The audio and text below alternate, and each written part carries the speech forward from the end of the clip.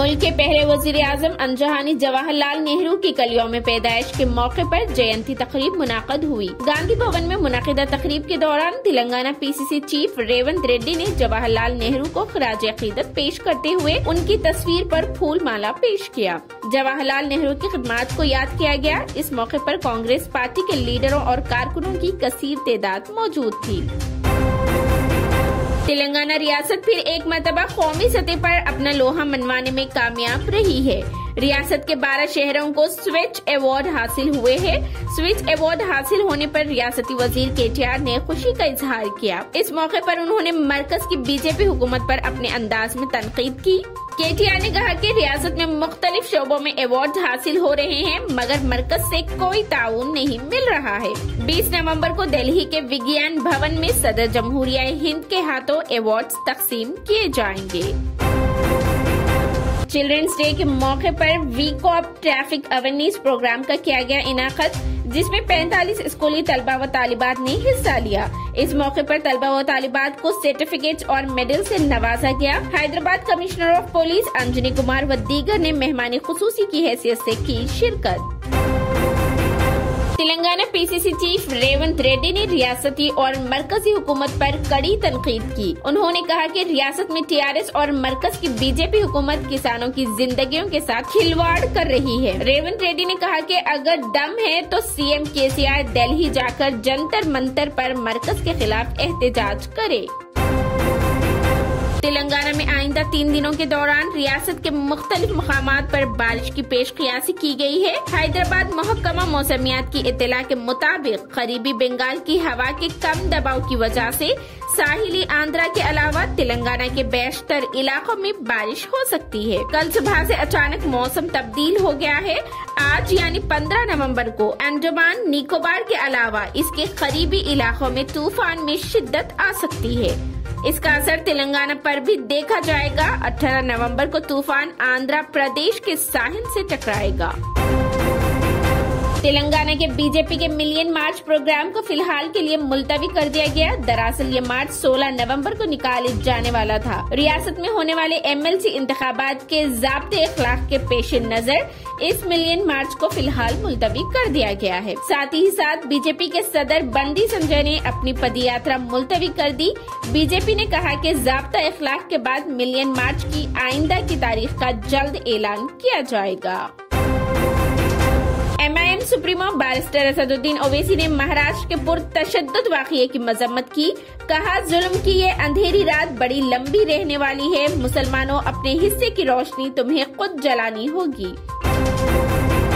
कुल हिंद मजलिस तामीर मिल्लत का तिरुपुरा व आसाम का आंखों देखा हाल पर मुश्तमिल खुसूसी प्रोग्राम, मुमताज शख्सियात ने की शिरकत। आसाम की हालात को तिरुपुरा से भी ज्यादा बताया बदतर।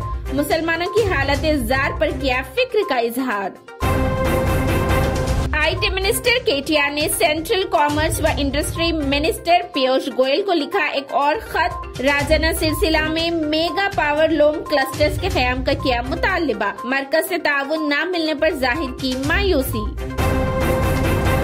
आदिलाबाद एमएलए जोगू रमना ने मरकज की मोदी सरकार को बताया किसानों के हक में श्राम्प यानी अजाब। सेंट्रल मिनिस्टर किशन रेड्डी और बीजेपी एमपी स्वामी बाबूराव ने धान खरीदने से मुतालिक बयानों को भी बताया अफसोसनाक।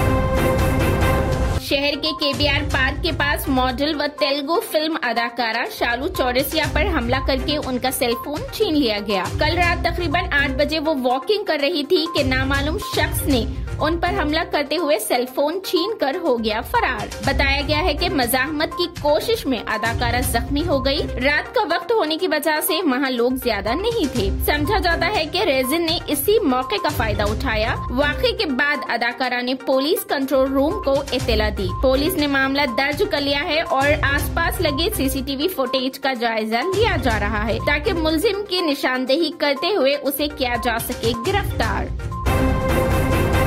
बेटे की शादी से चंद घंटे कबल मां का हार्ट अटैक से हो गया इंतकाल, जिससे शादी का घर मातम में हो गया तब्दील। शादी के लिए जमा मेहमानों में खुशी के बजाय गम की लहर दौड़ गई। ये अफसोसनाक वाकया तेलंगाना के कोरटला में आया पेश। तफसीलात के मुताबिक कोरटला के जबरतपुरा से ताल्लुक रखने वाले मोहम्मद नबी नामी नौजवान की शादी आज पीर यानी 15 नवंबर को मुकर्रर हुई थी। शादी के चंद घंटे कबल यानी इतवार 14 नवंबर को होने वाले फंक्शन में अचानक दुल्हे की मां का ब्लड प्रेशर डाउन हो गया और हार्ट अटैक से उनकी मौके पर ही हो गई मौत।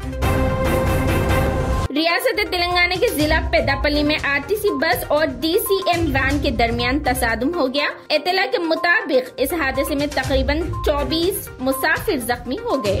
बताया गया है कि बस मंचरियाल से करीमनगर जा रही थी कि अंधनी फ्लाईओवर ब्रिज पर डीसीएम से टकरा गई। जख्मियों को मुकामी हॉस्पिटल मुंतकिल कर दिया गया। तहकीकात में पता चला है कि वैन की रफ्तार बहुत ज्यादा थी, जिसकी वजह से ये हादसा आया पेश। हैदराबाद में एक शख्स ने बीवी और ससुराल वालों की हरासानी से तंग आकर खुदकुशी कर ली। 36 साल संतोष साकिन शेखपेट की शादी कल्याणी नामी खातून से हुई थी। बीवी की हरासानी के खिलाफ वो पुलिस से रुजू हुआ। बताया गया उनकी काउंसलिंग भी की गई। कबले अजीज उसने 3 मरतबा जान देने की कोशिश की थी। जुमे की देर रात उसने सेलफोन में वीडियो रिकॉर्ड करके जहर पी लिया। उसने बताया कि वो बीवी और ससुराल वालों के जुल्म से तंग आ चुका है और ये इंतहाई इकदाम कर रहा है। गोलकुंडा पुलिस ये पूरे मामले की कर रही है जांच। केजरीवाल हुकूमत दिल्ली में लॉकडाउन लगाने को हुई तैयार। फिजाई आलूदगी पर सुप्रीम कोर्ट से हुई रुजू। दिल्ली हुकूमत ने सुप्रीम कोर्ट से कहा है कि वो फिजाई आलूदगी की रोकथाम के लिए मुकम्मल लॉकडाउन जैसे कदम उठाने के लिए तैयार है। हालांकि उसके साथ ही अरविंद केजरीवाल ने कहा है कि दिल्ली के साथ साथ पड़ोसी इलाकों में भी लॉकडाउन की जरूरत है जो एनसीआर के तहत आते हैं।